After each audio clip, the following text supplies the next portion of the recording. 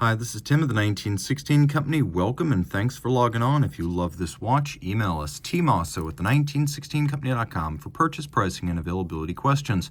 Every watch you see today is in stock and for sale. SKUs, references, and names in the bottom in the description of this video. Reach out to Team Mosso as ever.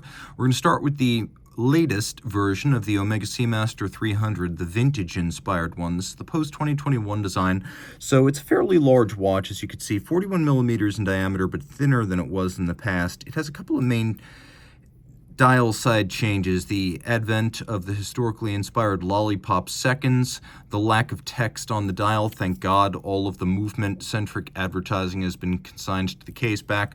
We also have the return of an anodized aluminum bezel insert that gives a vintage look to an extent a ceramic one never will, so that's back, but we'll do a quick loom shot so you can see there is no compromise along those lines.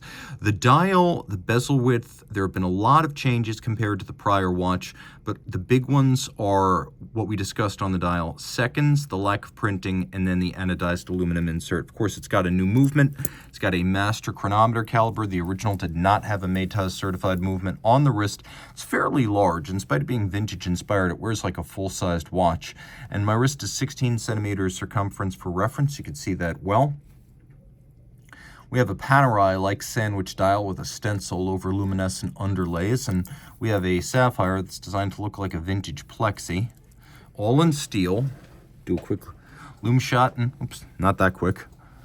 Appreciate the use of a fully luminescent bezel, so it's easy to read every 5-minute increment rather than having to guess. And you can see a minute hand and a bezel pearl that are green, while everything else is blue, so you can recognize these two things relative to each other at a moment's notice. Plus, you can see that the seconds hand is loomed, so you know that your dive timer is actually running. Every dive watch should have a loomed seconds hand, in my opinion.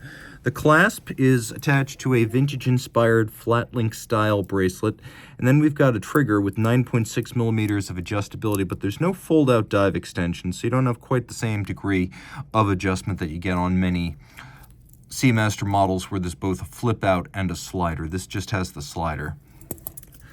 A very different take on steel watches. This one more dress-oriented, but probably the most practical of a trio of steel sector dial master control watches that Jaeger-LeCoultre launched at SIHH in 2017. There was also an automatic and a chronograph, but I got the sense that this was the most useful. The Master Control Master Geographic.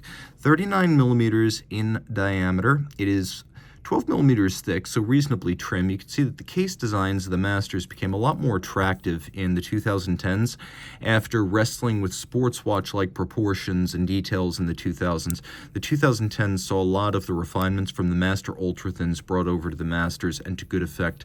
We have a sector-style dial with tri-Arabic numerals, black, silver, and blue accents.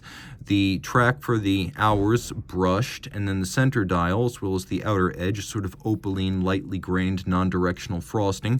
We have blued, skeletonized, syringe-style hands. We have a second time zone, which can be set independently. Note also that it has a small 24-hour dial next to it, so you know whether you're looking, for example, at 6 or 5 a.m. or 5 p.m. A little piece of adhesive there. So you can see on the scale exactly what you're looking at. As we approach the 24, you can tell that it is nighttime in that reference time zone. The watch is a Geographic, which is JLC's idea from 1989. They've been making these since then in various forms. And it's somewhere between a world time and a dual time. You can see as I make adjustments to my city of reference, each one of these cities represents one of the world's 24 principal time zones, and the second time zone on the dial will make all of the adjustments accordingly. The watch features a caliber 939A1 automatic winding with stop seconds, 4 Hz beat rate, free sprung, 43-hour power reserve, and it's been through the Master 1000 Hours Control, which is a fully cased-up 6-position chronometry trial, water resistance, durability test, winding efficiency, power reserve test. My favorite details here: the sunburst center of the winding rotor bearing, and then the fire-blued screws. Easy watch to wear, not too broad across the wrist. You can see my wrist of 16 centimeters handles it well. Very comfortable. And very thin. It'll slide under a cuff. I always like to include a few affordable watches in these features. You saw the Omega. The JLC is relatively accessible, but compared to the standard price of an MB&F watch, the M.A.D edition M.A.D 1 series has always been quite attractive. Of course, MB&F makes very high-end boutique-style watches. Max Buser of MB&F wanted to create something that was more of an accessory than a watch. So he created M.A.D editions, which is related to but not identical to MB&F. And the idea was to create a watch that was not expensive but very exclusive, so it would be fun and special, but would not require a major life decision for a person to acquire. And so the M.A.D 1 was born in 2021. We had a blue, we had a red, we had a green, we had the Jean-Charles de Castelbajac, which was primary colors, and about 6,000 M.A.D 1s were made up to 2024 when Max decided to create a different kind of M.A.D 1 that would be powered by a Swiss movement for the first time instead of a Miyota, also a lot thinner, and available in limited numbers to the general public. So the M.A.D 1S, S for slim, or Swiss, depending on your perspective, was created. And this watch was sold with blue accents to Tribe and Friends, which is MB&F code language for collectors and suppliers of parts. And then there was another one with ice blue accents, which you see right here, created for the general public, available via raffle. So the number one change made to create a thinner M.A.D 1 was the elimination of the barrel that portrays the minutes. So now we have a time display that scrolls by in hourly increments, broken into quarters, so you can approximate the time. The watch is luminescent in ways that are entertaining and comprehensive. You can see that the time scale is luminescent all the way around, and it's a lot of fun to play with it. The little index indicates the current hour, and then we've got luminescent arms on the tungsten winding rotor. Mechanically, Swiss movement, La Jouperet G101, and it's got a 68-hour power reserve. Oddly, you can see that the hacking function is preserved, although there are no running seconds. Not a whole lot to see on the back, though tortoise-inspired, and that is echoed on the crown. Reminds me a little bit of MB&F's Kelly's and Chirp automaton. If you're not familiar with Kelly's and Chirp, definitely look it up. Probably the coolest thing Max ever made. 42 millimeters in diameter. It's just under 51 lug to lug, and you can see it wears quite easily. It's a lot thinner than previous editions by about 2 millimeters, about 2.5 even. So you really do feel the difference height-wise on the wrist. Leather strap designed to look like a vintage synthetic 70s style, and then we've got a full folding clasp reminding you that it is a M.A.D world. Elsewhere in Switzerland, in the independent space, Romain Gauthier has gone all in with sports watches, and there have been several different versions of the watch that was created as the Continuum, but subsequently known as the C, as in the letter C, Charlie. So this is the Romain Gauthier C Edition 3, a 38-piece Grade 5 titanium run from 2022. It features a case in Grade 5 titanium that's 41 by 9.6 thick by 49.5 lug to lug. We have a vertically brushed and deeply grained Grade 5 titanium dial. All indices, numerals, and hands are white gold, although media blasted for a matte aesthetic. We've got lots of lume and a strap that matches the design of the dial and the tone and color of the dial. We have a junction with the lugs that's a little bit unconventional, so when I shot my review of this, I didn't include a lug spacing just because the lug spacing is less relevant than the actual shape of the lug junction here.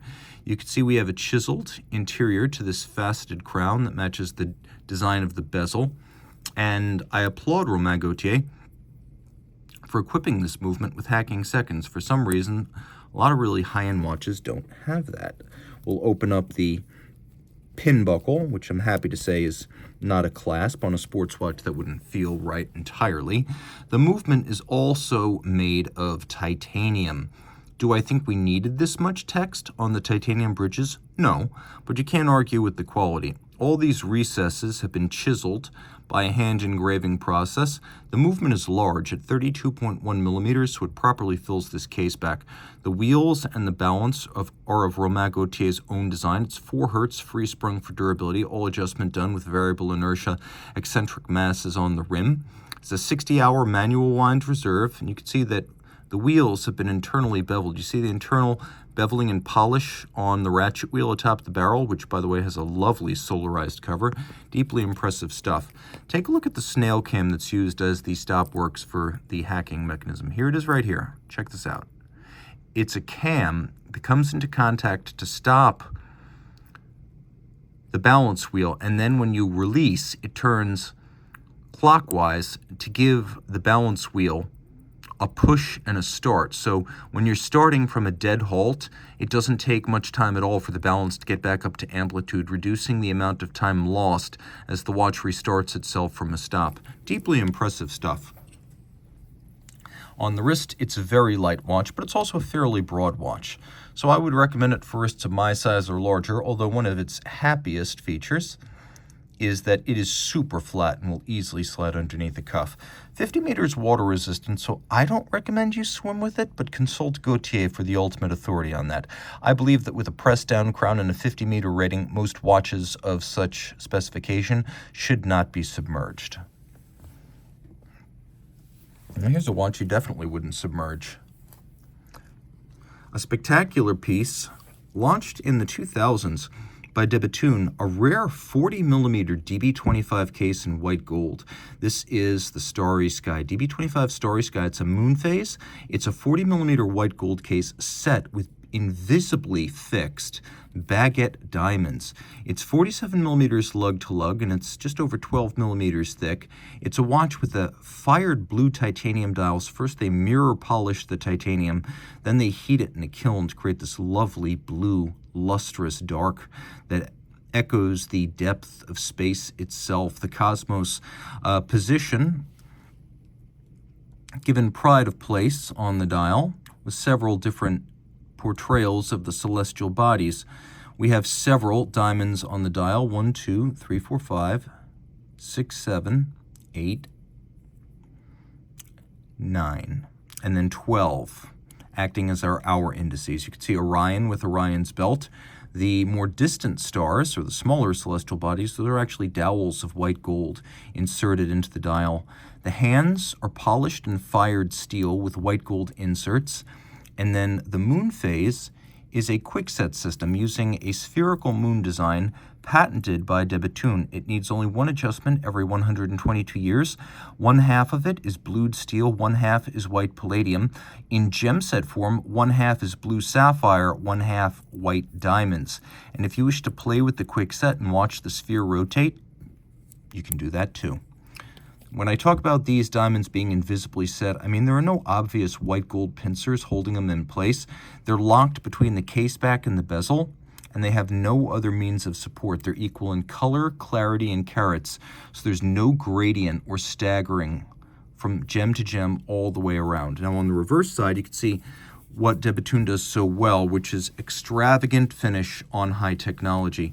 So here we have at least 5 unique patents. Please forgive the fingerprints, but this is a mirror polished steel set. We have a steel cap on the barrel bridge and a steel cap on the base plate. And these things have been mirror finished to what is known as specular or poly noir. It's called poly noir because this type of finishing looks black from every angle except its one reflective angle. When you hit that angle, it turns white.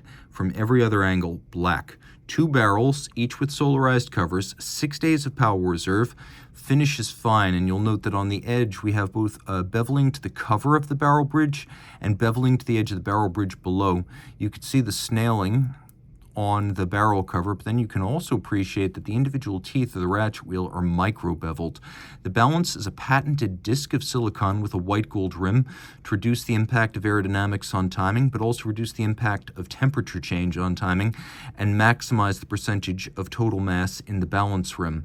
We also have a hairspring that is flat, cut in 2 pieces, shaped by hand, and then clamped back together to assure concentric breathing. Now, it's hard to tell, but yes, the watch is running right now. The hairspring curve, the balance, the 1, 2, 3 shock protection springs, The self-adjusting barrels, all patented.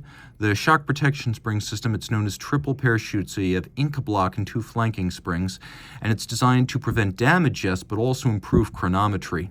So it improves the accuracy of the watch by minimizing the displacement of the balance staff pivots from the cup jewel. And then we have a silicone escape wheel of de Bethune's own design to reduce mass as well as the need for lubrication. This is a manual wind movement, but you cannot overwind it by accident. One mainspring will slip. And then if you look at the bridge for the balance, you can see that it's fully rounded and mirror finished. A type of finish typically associated with Grubel Forsey, but de Bethune proving that nothing from tech to spec to decoration is actually beyond it. The strap is double alligator, gator on both sides, more expensive, but it lasts longer, and a watch like this feels like it deserves double gator. Easy to wear. If you're a woman or if you're a man with a smaller wrist or a taste for more traditional sizes, then the 40mm case size is for you. Second only to the DB28 XS, this is the smallest and most compact package you'll find on any de Bethune watch or model line, and it's very agreeable on the wrist. That said, I will admit this Patek Philippe is easier to wear still. So you're looking at a 5088P.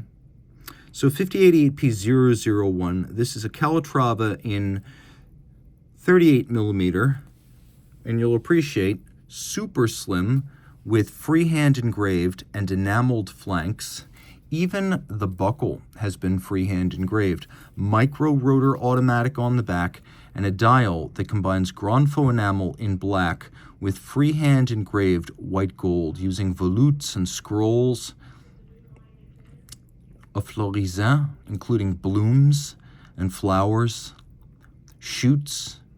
You can see a leafy, verdant implication. You can imagine all of this reciprocated in some sort of botanical garden. Here, you'll note that it's applied with perfect symmetry from side to side and then top to bottom, with the exception of the Patek Philippe city of origin and marquee. A true work of art. It's not easy to achieve high-quality black enamel. Harder still when you're working around hand engravings with no run or overlap between the enamel and the engravings. Super slim and beautifully nuanced. You can see it features this elaborately engraved and enameled case flank. Exterior enameling, very rare on Patek Philippe watches. This is a true craft art piece of the highest order. And very thin, very compact. The strap is very stiff and it hasn't been broken in, so I'm pulling it super tight, which is making my wrist look thinner than it is and exaggerating the size of the watch. You could see the top Vesselton diamond between the lugs, reminding you this is a platinum Patek Philippe. Very comfortable, very easy to wear. Great for him, great for her, and great to wear underneath the cuff. This is literally a vitrine of art that you wear on your wrist.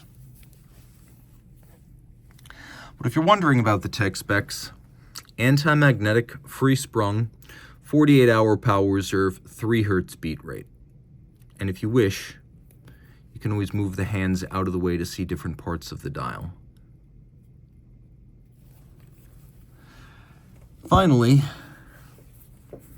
we have an extraordinary perpetual calendar with a tantalum case from H. Moser & C, the Endeavour Tantalum Perpetual Calendar. Well, it's really the Endeavour Perpetual Calendar Tantalum Ruby, if we want to get the nomenclature perfect. It features a ruby boulder dial, so heart of ruby as it's known, and cut by a lapidary and hand finished inside a 42mm blue-gray tantalum metal case. It is a perpetual calendar in the style created for Moser in the 2000s by Andreas Streller. You are able to, by the way, you're able to set it 24 hours a day. The mechanism is so robust it has no danger zone. You can see that little stub index between the hands. 12 hours, 12 months. So that's how it indicates the month. Pointing straight down, 6th hour. That means you're looking at June 30th. Now, you can see how I'm able to adjust this in both directions. That little stub index will move in both directions. It is a reversible perpetual calendar.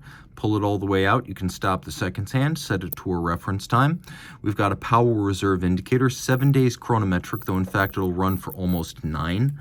We've got a lovely suede strap on the bottom, conventional calfskin. and a movement that includes 2 hairsprings, and the capstone over the balance staff is a genuine diamond. The double hairsprings, horizontally opposed, cancel out the effect of gravity because they were equal in geometry and mass, but opposite in orientation. In any given position, one will cause the balance to speed up, the other will cause it to slow down by an equal and opposite margin, canceling the effect of gravity instantaneously. Pivot jewels and barrel arbors in golden chaton cups. The movement at 34 millimeters is large and fills the case of this 1 of 10 special edition. 2.5 hertz beat rate, solid gold escapement, the gold used to minimize the need for lubrication. The whole escapement and balance lifts out as an assembly, so it can be replaced with a pre-serviced example when it goes back to Moser for service, so it can return to you more quickly. If you're wondering how this perpetual calendar system works, because you've only got a month and date on the dial, you've got a leap year phase on the reverse, and it's set using a little pusher on the case flank. That is what makes this a true perpetual calendar. And then you can see the case back is as curvaceous as the watch, with a cambered sapphire and a curved case that wears beautifully on the wrist. Just over 48 millimeters lug to lug. We'll zoom out as much as possible to give scale. But you can see the watch wears well on the wrist and very comfortable. Super flush. It's thinner than it looks with a concave bezel, but it's got a nice weight to it. You would expect that with tantalum, which is a base metal, but a very heavy one with a unique color with those undertones of blue. If you love this or any of these watches, reach out to Team Mosso at the 1916company.com for purchase and pricing details.